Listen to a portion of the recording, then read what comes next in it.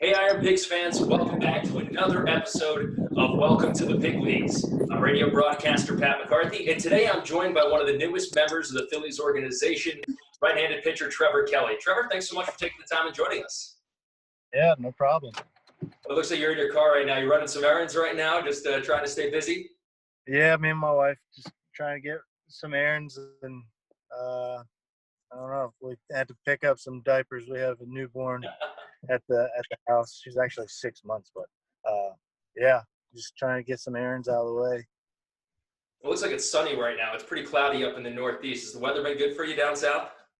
Yeah, it's been beautiful the last few weeks. Says it's 80 degrees right now. So once we get home, get everything unloaded, and probably sit in the driveway and work on my tan before baseball season starts. How do you balance that tan? I know for me it was always a 3/4 tan that I always found in my forearms. That was which always caught me during baseball season. Do you have like a way that you try and balance from getting that farmer's tan during the season? You got to put in the time, I guess. Me and my wife enjoy like just laying out and listening to music, so we try and do it as much as we can. So you come over from the Phillies system from the Red Sox system this offseason. You joined the Phillies. What were you excited? I mean, I know the Red Sox are your hometown team, but what was the thrill about getting picked up by Philadelphia? Just having like someone noticed you and they liked you enough to pick you up. I know, like when you get DFA'd, it's tough, the uncertainty of ever getting back on the 40-man, and when it does happen, you're just relieved, and just to be like wanted by another team just feels really good. And not saying that the Red Sox didn't want me. It was just one of those, like, they're just going in a different direction right now, and just going to the Phillies just makes you feel good. Just walking into camp for the first day, it felt pretty comfortable being there. Sorry, we're switching. I'm gonna get in the passenger. No problem at all. So I was like, but yeah, just it just felt good getting picked up by another team and kind of a fresh start. I just felt like I was kind of spinning wheels with the Red Sox there for a second. And it just kind of made it clear when they DFA'd me. So, and hopefully one day I get to let them realize what they did. So. We grew up in North Carolina, but you were born in Rhode Island, so you grew up a Red Sox fan. Tell us about that moment that you were drafted by the Red Sox, knowing that you were going to get a chance to play for the team that you grew up rooting for. Yeah, so I was in Chapel Hill, me and my wife. We had like a kind of a draft party with everyone at school, and we were just hanging out by the pool, and I just saw everyone getting picked up, and I was like, I don't know if this is going to happen for me. So me and my wife went back to the apartment, and I ended up falling asleep, and she woke me up by like putting on she went into the closet, and it woke me up. She put on a Red Sox shirt, and like a minute later, the Red Sox called. I was like, this is crazy. So just growing up a Red Sox fan, it was it was a surreal moment, and it was awesome that I got to spend it with my wife, Jamie, and it was just us. So it was, I started crying immediately because I didn't think I was going to get drafted. I thought my playing days were going to be tough to get back, and it happened. And then just working my way through the farm system and finally getting to the big leagues with the Red Sox was, I mean, being from Rhode Island and growing up a Red Sox fan, like, what more could you ask for? But now that that's happened, now I'm just wanting to prove myself to the whole league. So that's a main goal. Do you remember that first feeling when you put the Red Sox jersey on, when you got to the clubhouse and you sat down in your locker and saw your jersey with Boston across? Yeah, so like right when I got there, well, they sent me to rookie ball, so you actually got the actual Red Sox jersey, and I thought that was the coolest thing at the time. Now looking back at it, I was like, man, they really put me in rookie ball. But that's what's made me who I am today. Like if I didn't have to like prove every step of the way, like I probably wouldn't be playing right now. So. Well, you're a sub guy, and IronPigs fans know you faced the Pigs a couple of times when you were at the Paw Sox. And Mike Ventola, who's my broadcast partner, always made fun of me whenever you came into a game because I always got a little bit of a smile on my face when I saw another sub guy pitch. So this was me in college, and IronPigs fans know that I was a sub pitcher in college. At least I tried to be. So what do you think? I mean, what are you seeing right now? There's a top and bottom of me, and then you at the bottom. Any critiques you got of me of the delivery right there? Yeah, it looks pretty clean. Your glove hand is in a really good position. You're a lot lower than me, actually. It's tough to pitch from that low. I think, like where I'm at, right at the shoulder, is a more natural arm slot. Mm-hmm. And where you're at, I don't know how you did it, but I'd like to get that low if I could throw as hard as I do now. Now that's Redding too for you, better. Right? Does that look like that's Redding in the background that you're throwing at? That might be Redding. I'm not sure. I'm trying to see if I recognize the call. I think I recognize the call letters in the back from the radio station. That's the only reason what makes me think that that's Redding. So that's your days in Portland. You pitched in Pawtucket when you get to AAA. Was there a ballpark as a visitor that you loved going to when you were pitching in the IL for the Paw Sox? I like going to Durham just because it's so close to home, and I had a lot of good memories there from college, and it's just a beautiful ballpark. Charlotte was pretty cool just with the backdrop, and then I would have to go with Lehigh. Lehigh's a really cool place. Just a state, like, it's clean stadium.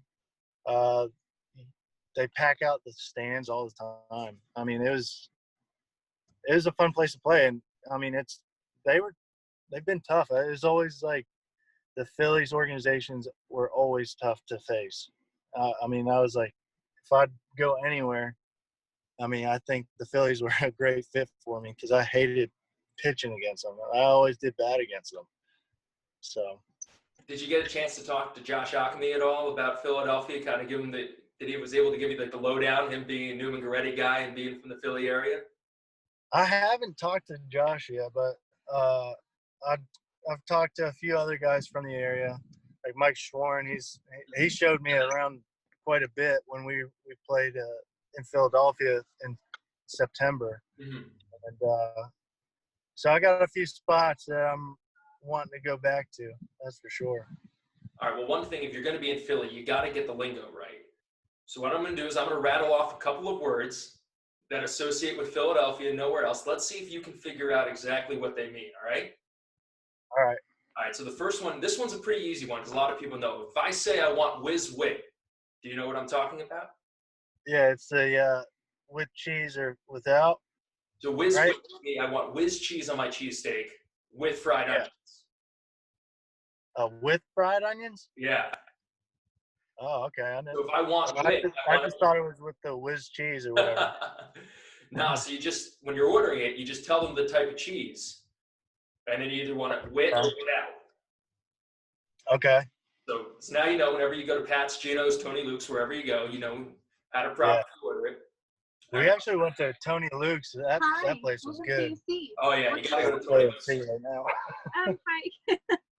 Hey, can you get me a famous bowl? A famous bowl, please. That's not Whiz.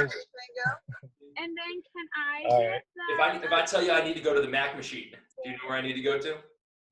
The Mac machine? Mac machine. Just the popcorn chicken. Can I get the meal, please? The ATM or something? It is the ATM, yes.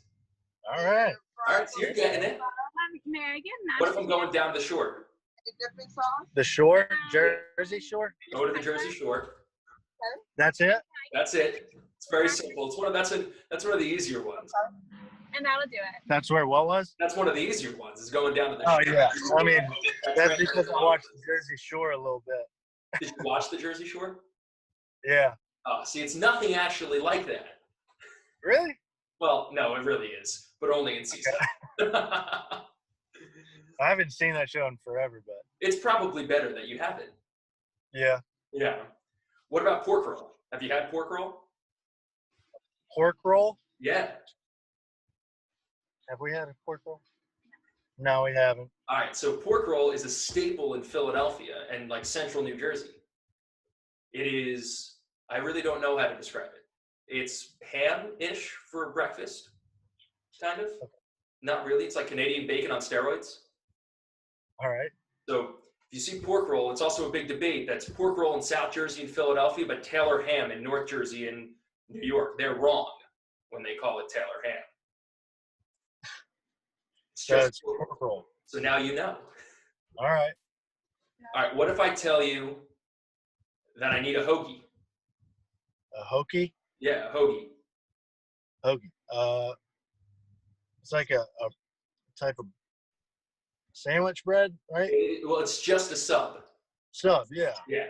But in Philadelphia, a hoagie is a hoagie because you go and get it from Wawa. Wawa? Yeah. Have you had Wawa yet? Yeah. Do they have Wawas in North Carolina, or is it not that far We south? don't. No, we don't have them here. Do we have them here? Not in Wilmington. Do we have them somewhere else? Maybe like the northern part. Yeah, maybe northern North. Like, I don't think so. I know, Not I know they have Sheets, right? Are there Sheets in? Yeah.